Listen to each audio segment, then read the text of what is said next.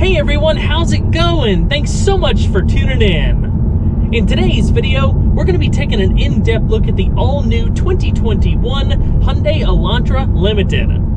In this video, I'll be covering all of the ins and outs. We'll talk about the differences between this one and its predecessor. We'll take it for a thorough drive. We'll talk about features, pricing, and so much more. So, without further ado, let's go ahead and start her up and let her run.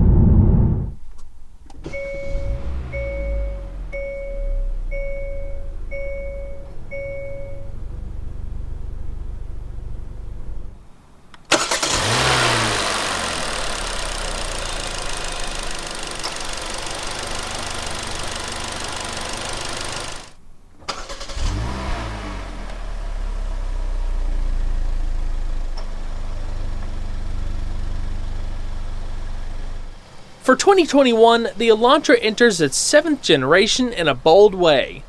It rides on Hyundai's 3rd generation compact K3 vehicle platform. Compared to the previous generation, engineers were able to shed weight, lower the center of gravity, improve fuel economy, and strengthen the overall structure for improved crash performance. From the outside, the car looks fantastic. I always get excited when manufacturers step out of the box and do something against the norm. In the Elantra's case, it no longer looks like a typical compact economy car. This has some serious style that makes it look more expensive than it really is. The previous generation wasn't a bad-looking car, but this dramatic departure is sure to turn heads. The new design benefits from a longer wheelbase, a shorter front overhang, wider front and rear tracks, a lower roofline, and a lower, more rearward front cowl point. There's a tremendous amount of cool detailing in the bodywork, especially across the side profile. The intricate blend of curves and geometric surfaces isn't something we normally see in this segment, which will definitely make it stand out amongst the competition. Despite the sleeker styling, overall interior space actually sees notable improvements, including 2.3 inches of additional rear seat legroom. At launch, the Elantra is offered with 3 trim levels to choose from: the $20,645 SE, the $21,895 SEL, and the $26,445 Limited. All of those prices include a $995 destination charge. Soon, the lineup will be expanded to include hybrid and inline performance variants as well. All powertrains were developed in-house. The Limited in particular pretty much comes fully loaded. The SEL, depending on what packages you choose, can be outfitted similar to the Limited. Some of the exclusive Limited features include LED headlamps, leather seating surfaces, and a larger, more advanced infotainment system. From the outside, the dark chrome front grille, chrome window trim, partial LED tail lamps, and larger wheels can also be had with an SEL that's equipped with the premium package. This example shown here is finished in Calypso red paint, a $300 option, as well as carpeted floor mats, a $155 option. The total MSRP for what you see here is $26,900. Across the lineup, the Elantra will be offered with 4 wheel sizes ranging from 16 to 18 inches in diameter. The 18s will be exclusive to the inline. Shown here are the 17 by 7 inch wheels that are standard on the Limited and optional on the SEL. They're painted gloss black and feature diamond turned accents. They're wrapped in 225/45 all-season Kumho tires. A compact spare tire can be found in the trunk. 4-wheel disc brakes are standard on every Elantra, however, the specific sizes of the discs differ between the available powertrains. The hybrid will have larger discs and a regenerative braking system, while the inline should have a more performance-oriented setup. The rest of the lineup features 11-inch internally ventilated discs up front and 10-inch solid discs in the rear with single-piston calipers at each corner. An electronic park and brake with auto hold is standard on the Limited and available on the SEL. Otherwise, the park and brake you have is a traditional hand-lever mechanical setup. 4-wheel, 4-channel, 4-sensor ABS is included across the board. The Elantra suspension setup will also differ depending on the powertrain. Hybrid and inline variants will have an independent McPherson strut front suspension and a multi-link rear suspension with front and rear stabilizer bars. The rest of the lineup has a similar front suspension and a coupled torsion beam axle in the rear. What surprised me the most about how this car drives was the ride quality. It's very smooth and downright comfortable for something in this segment. It soaked up rougher roads very well and was utterly sublime on the highway. Through the corners, it always maintained its composure, feeling lively and responsive. The cabin is pretty quiet too, with minimal wind and road noise. The steering is a rack and pinion design with electric power assistance, courtesy of a motor mounted on the rack itself. The overall ratio is a quick 12.9:1, and it takes about 2.5 turns from lock to lock. The turning diameter is 35.4 feet. A leather-wrapped steering wheel and shift knob are standard on the Limited and available on the SEL. The upper spokes house a number of multifunction controls, including access to a comprehensive driver's information system that shows up in the middle of the instrument cluster. The steering wheel is manually adjustable for both tilt and reach. The 2021 Elantra lineup will be made up of 3 available powertrains, including hybrid and turbocharged options.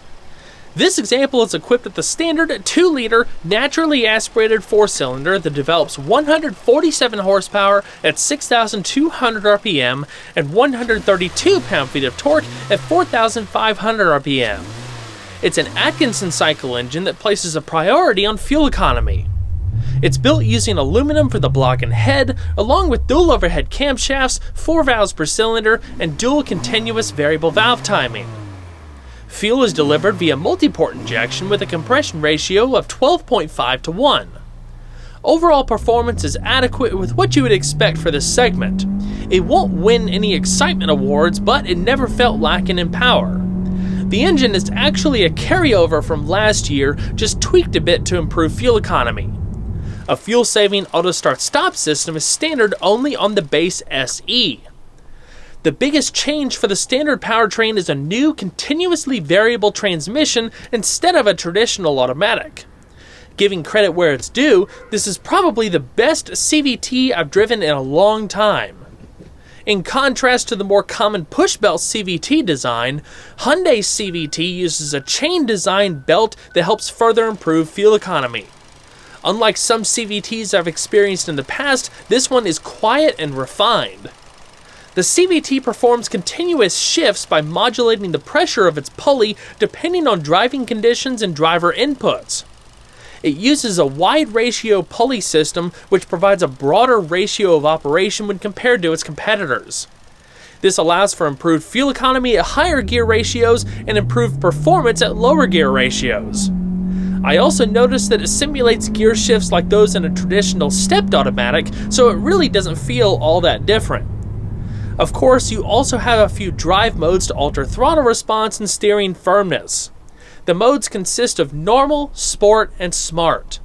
The latter adjusts automatically based on your driving style.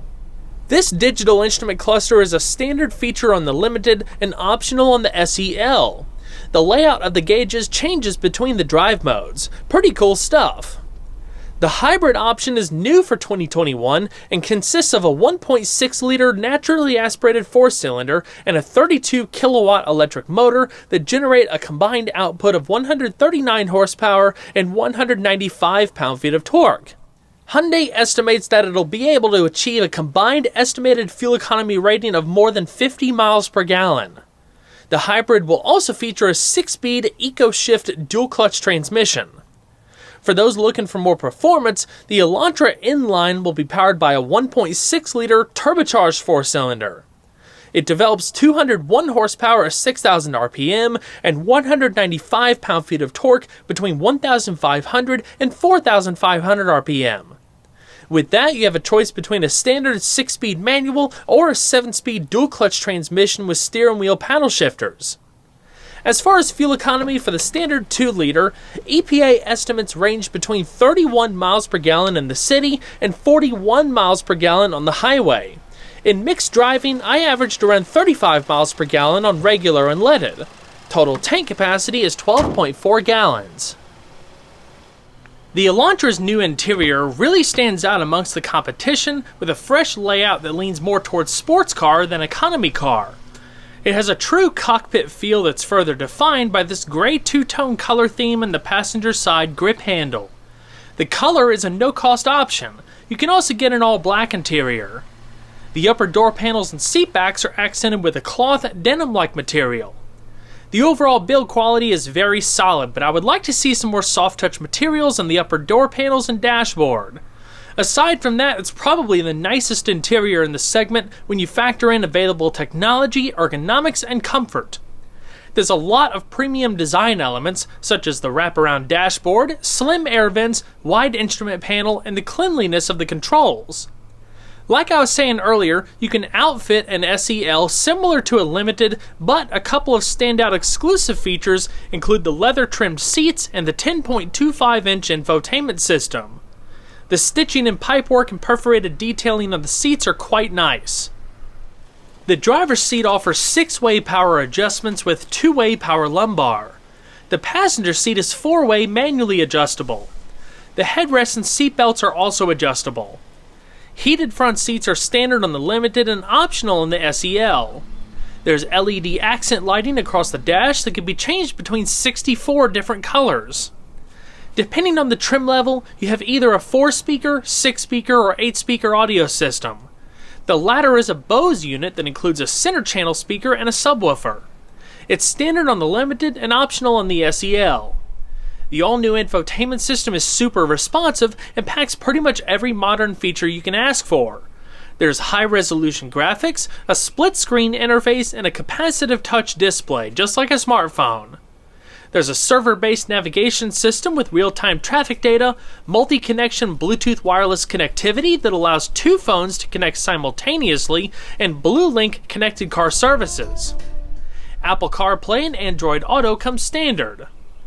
With the Elantra's smaller 8-inch infotainment system, you have wireless smartphone connectivity, but the larger display still requires a corded connection. An automatic dual-zone climate control system is standard on the SEL and the Limited. If equipped, a wireless phone charger would be located in the tray just ahead of the shifter. For those times you feel like sitting idle and relaxing for a bit, there's a Sounds of Nature ambient system that offers 6 calming themes so you can create a peaceful retreat inside of the Elantra. The Limited also has a different type of voice recognition system that uses a natural language interface with speech-to-meaning and deep meaning understanding technologies powered by Hyundai, delivering unprecedented speech and accuracy in voice recognition and responses, and the ability to remember context, such as the user's location, to support natural interactions. You can say things like, "Set the fan to my face," "Turn on my heated seat," "When is Mother's Day," "Find me a Starbucks," and so much more. There's a huge variety of things you can say. One other pretty cool feature that's standard on the Limited and optional on the SEL is the Hyundai Digital Key.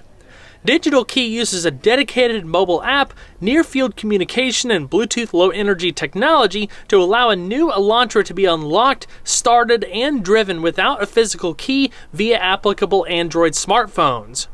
Elantra's Digital Key also allows secure sharing of virtual keys with family and friends.